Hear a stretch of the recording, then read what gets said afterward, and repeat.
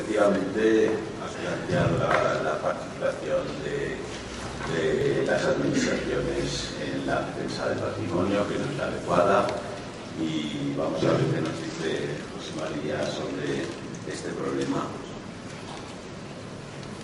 Buenas tardes. Yo querría hacer un complemento a lo que acaba de decir Carlos, el que ha comentado Belén, y que además de la política urbanística que se ha llevado en los últimos años, hay otro aspecto importantísimo y fundamental, que es, yo diría, la falta de existencia de ayudas o subvenciones económicas planificadas debidamente para la conservación de monumentos, porque la problemática en Aragón, yo por lo que conozco, que he conocido más la provincia de Zaragoza, que tiene 292 municipios, de los cuales pues, los tamaños son de 1.000 habitantes, ya es grande, resulta grande. Entonces ahí la problemática ya no solo es la problemática urbanística para conservar un edificio, sino que es la falta de ayudas a la rehabilitación debidas en muchos sentidos que ahora contaré brevemente. Por ejemplo, y yo voy a poner un ejemplo que es conocido por todos porque es una población importante y grande, como es Calatayud. Calatayud tiene un problema de subsuelo terrible, de suelo inestable totalmente, que da lugar, creo que muchos de los presentes lo recordarán, a que casas de relativa reciente construcción, como una famosa casa azul que se habló mucho en prensa, que hubo que tirarla entera, una casa de los años 60, pues tendrán que llegar a esos extremos. Claro, imaginemos la construcción antigua en una localidad como Calatayud, pues cómo está todo está torcido. O sea, yo siempre digo que se va a la plaza principal, no se ve la plaza, y un edificio se apoya en otro, incluso se ven los balcones que tienen forma de rombo en lugar de rectángulo, etc. Bueno, ¿esto qué supone? En primer lugar, que a los pobres bilbilitanos, y digo pobres por el mero hecho de ser de Calatayud, vivir en Calatayud, tienen que gastar en cimentación 10 veces más, estoy hablando de una cifra veraz, que el común de los mortales en la capital, que es Zaragoza, por ejemplo. Entonces, esto que supone, pues yo siempre he abogado porque Calatayud, y digo este ejemplo porque es el más conocido de todos, porque son similares, debiera de tener la construcción contemplarse de alguna forma, igual que hay viviendas de protección oficial, pues proteger de alguna manera esos núcleos donde la construcción cuesta muchísimo más. Y digo esto porque si cuesta más la construcción moderna, que es lo que gusta hacer, pues imagínense conservar la antigua. Pues cuando hay que invertir, la inversión es fuerte y entonces sería necesaria una política de rehabilitación de edificios, igual que cuando una persona tiene una serie de ventajas de todo tipo, por no ser prolijo y enumerarlas cuando se hace una vivienda nueva, pues que tuviera tantas facilidades o más cuando fuera a rehabilitar su edificio antiguo. Digo esto porque hay otra cosa más importante todavía que la legislación, porque muchas veces es muy fácil decir, es que no hay legislación adecuada. La primera es concienciar al ciudadano y sensibilizarlo de la valía del patrimonio, como bien has comentado al principio, que me ha gustado mucho, que todos tenemos que saber cuál es nuestro origen, a dónde vamos y qué tenemos.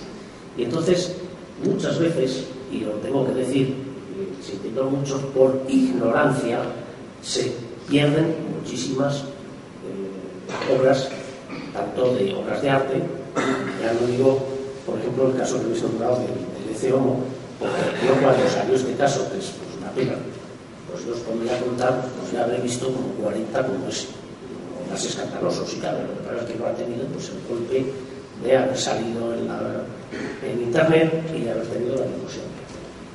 Entonces, ¿qué pasa? Primero que hay que hacer, concienciar a la persona en la propia enseñanza, con viajes, con conferencias, en fin, con visitas guiadas a los edificios que valen la pena en la ciudad donde se vive y se estudia, para que la gente valore o empiece a valorar lo que tiene de patrimonio. Digo esto porque cuando he hecho alguna restauración en algún pueblo pequeño y me ha gustado siempre que la restauración la hicieran a poder ser gentes del propio pueblo, de la localidad o de la comarca,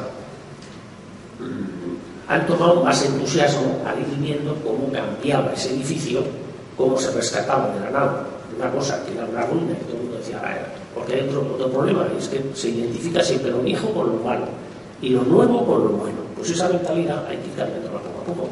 Y cuando se hacen ejemplos concretos, yo tengo que decir que ha habido un verdadero cambio de actitud de la gente en la valoración de los edificios, o sea, en una palabra, han mirado con otros ojos lo que tenían al alcance de su vista cada día.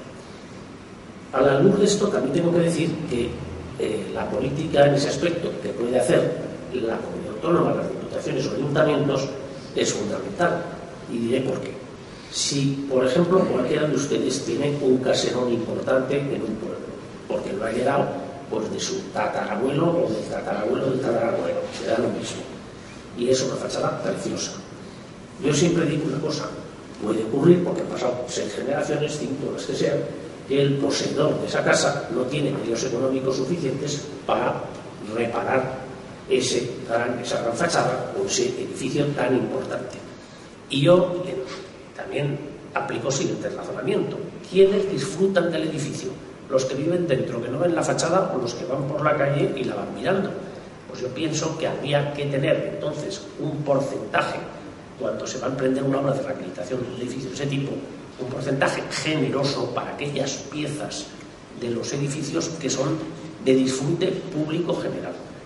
Por ejemplo, si no tengo más que ir todo está inventado, nos vamos a Navarra y la institución Príncipe de Viana, que lleva muchísimos años salvaguardando el patrimonio navarro, pues, y ahora no voy a dar cifras exactas porque yo no lo recuerdo, fue hace unos años cuando estuve mirando cómo funcionaban. Si usted tiene una casa que es un palacio muy bonito, pues a lo mejor tiene usted el 75% de subvención para la reparación de la fachada. Para la cubierta de la casa, el tejado, pues a lo mejor tiene usted un 50%. Ese porcentaje podría ser variable, pues como si usted dice un 35%. Y si además esa casa tiene un portal precioso, con una escalera imperial, una cosa bonita, si la tiene usted abierta, la puerta de ese portal para que la gente lo vea, pues a lo mejor hay otra subvención de un X porcentaje para la reparación de ese espacio. Eso me parece que es una política inteligente, porque además de generar la conservación del patrimonio, genera el que el público vea las realizaciones que se hacen y diga, caramba, esto que parecía una birria, que no valía para nada, fíjate lo que ha salido. Ese es el punto que creo fundamental que hay que tocar y que hay que cuidar, porque la falta de sensibilidad hacia las obras de arte genera pues auténticas barbaridades. Desde el punto de vista de arquitectura he visto muchísimas. ¿Y qué ha pasado? Pues que se han perdido muchas obras que se podían en su momento, con una intervención pequeña, se podrían haber solucionado, y se ha dejado caer hasta que ya cuesta una millonada restaurarlo o ya no vale ni la pena hacer la inversión. Yo creo que ese es el punto. Tiene que haber esa parte privada de cultura general y esa pública de ayuda. Y además, ahora que estamos aquí, hay un amigo mío que me va a decir que es que estáis sentado, y me ha hecho mucha gracia verlo, porque es un señor rara avis que tiene por casa en el pueblo un castillo maravilloso y sin ayuda de nadie, pues como diríamos pito bolorito, se lo iba haciendo y es una auténtica maravilla. Bueno, pues ejemplos como ese es lo que debería difundir más, y realmente los había visto muy pocos. Conozco, insisto, todos los pueblos de la provincia de Zaragoza, absolutamente todos, los 292. Bueno, pues ese caso que estoy contando es una rara avis, pero es que con anterioridad, hace 15 años, había visto un caso igual, pero casualmente eran unos ingleses que se habían establecido en Lampel y habían comprado un precioso palacio y lo estaban arreglando con sus medios, porque hay otro refrán que también dice que querer es poder, porque muchas veces todo la respuesta fácil, no hay dinero, qué caro. Oiga, pues mire usted, poquito a poquito, y yo siempre cuento que la primera obra de restauración que empecé yo con otro arquitecto, que es un amigo mío y al cual aprecio muchísimo, es una persona sensible 100% para la restauración, es Joaquín Solo López. Pues con Joaquín empezamos una obra en el año 1980, para que vean de qué cifra estamos hablando, en un pueblecito pequeño de la zona de Calatayud que se llama Puente de Girona. ¿Cómo se empezó esa obra? Pues esa obra es una iglesia fantástica. Para que se hagan una idea, es una iglesia renacentista tan bonita como la Lonja de Zaragoza, exactamente igual, el mismo corte, y yo diría que de la misma parentela, el maestro de obras que la hace.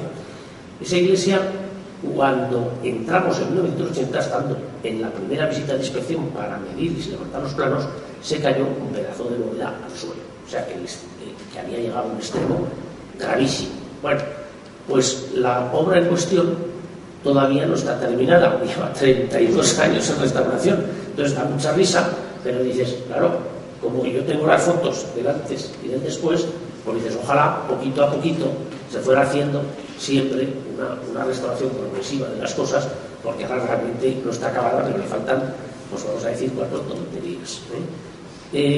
¿Por qué cito esta iglesia? Pues porque era un pueblo muy pequeño, no sé qué habitantes tenga Fuentes ahora, pero no creo que lleguen a 200. Y claro, esa obra, si contáramos los 31 años que creo que ha tenido de inversión consecutivos, pues yo oí una vez a un político que dijo, valdría más la pena cerrar el pueblo, darles a cada habitante un piso en la Gran Vía de Zaragoza, que se vayan a vivir a la Gran Vía y se caiga el edificio. Pero creo que eso es la anécdota de después de 30 años de trabajo. Dices, 30 años de trabajo se hacen poco a poco, pues es como el pequeño ahorrador que va ahorrando y al final pues encuentra que tiene un pequeño patrimonio que está muy bien. Pues con los edificios es lo mismo. Y esos casos que he comentado de particulares que han hecho esa labor y que la siguen haciendo y que cada día afortunadamente hay más, a pesar de que es difícil y escasa encontrarse personas así, pues creo que es lo que le interesa al Aragón y lo que interesa para la conservación de los monumentos, siempre y cuando haya sensibilidad también en la administración para poder poner ese granito de arena legal que ayude a que la gente en esas obras que está haciendo, que en definitiva no solo se beneficia al propietario, es que beneficia, lo que estábamos comentando, a todos los que contemplan ese patrimonio, esa belleza, y da incluso un contenido y un interés a la localidad para que la gente vaya y motivarle para que la visite. No sé, hablaría mucho más, pero ya. Muy bien.